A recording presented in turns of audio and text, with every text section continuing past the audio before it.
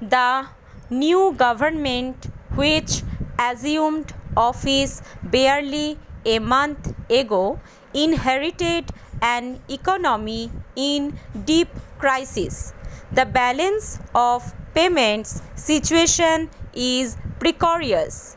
International confidence in our economy was strong until November 1989, when our party was in office. However, due to the combined impact of political instability witnessed thereafter, the accentuation of fiscal imbalances and the Gulf crisis, there was a great weakening of international confidence.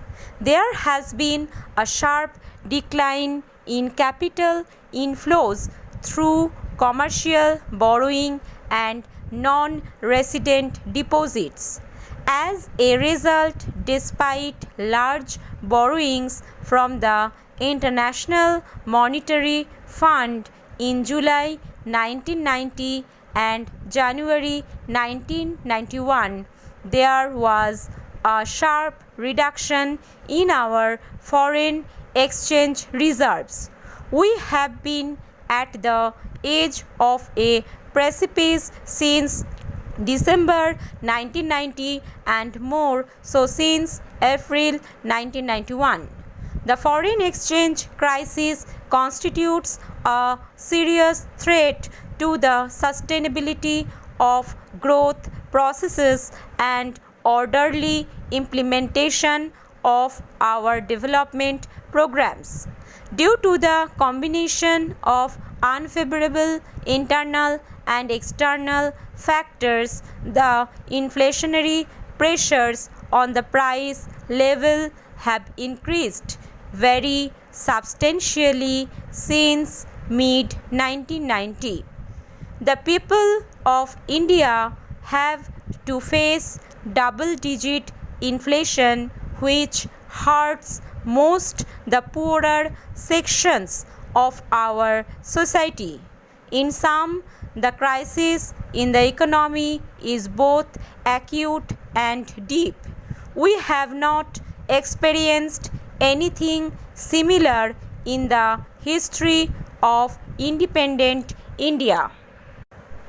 The origins of the problem are directly traceable to large and persistent macroeconomic imbalances and the low productivity of investment, in particular the poor rates of return on past investments.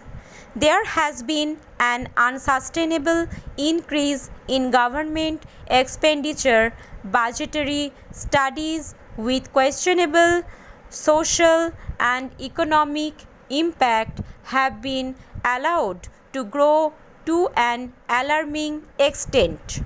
The tax system still has many loopholes.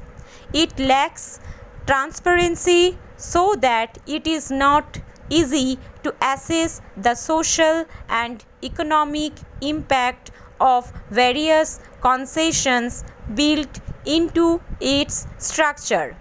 The public sector has not been managed in a manner so as to generate large investable surpluses. The excessive and often indiscriminate protection provided to industry has weakened the incentive to develop a vibrant export sector. It has also accentuated disparities in income and wealth. It has worked to the disadvantage of the rural economy. The increasing difference between the income and expenditure of the government has led to a widening of the gap between the income and expenditure of the economy as a whole. This is reflected in growing current account deficits in the balance of payments. The crisis of the fiscal system is a cause for serious concern. The fiscal deficit of the central government, which measures the difference between revenue receipts and total expenditure, is estimated at more than 8% of GDP in 1990-91, as compared with 6% at the beginning of the 1980s and 4% in the mid-1970s. This fiscal deficit had to be met by borrowing. As a result, internal public debt of the central government has accumulated to about 55% of gross domestic product (GDP). The burden of servicing this debt has now become onerous.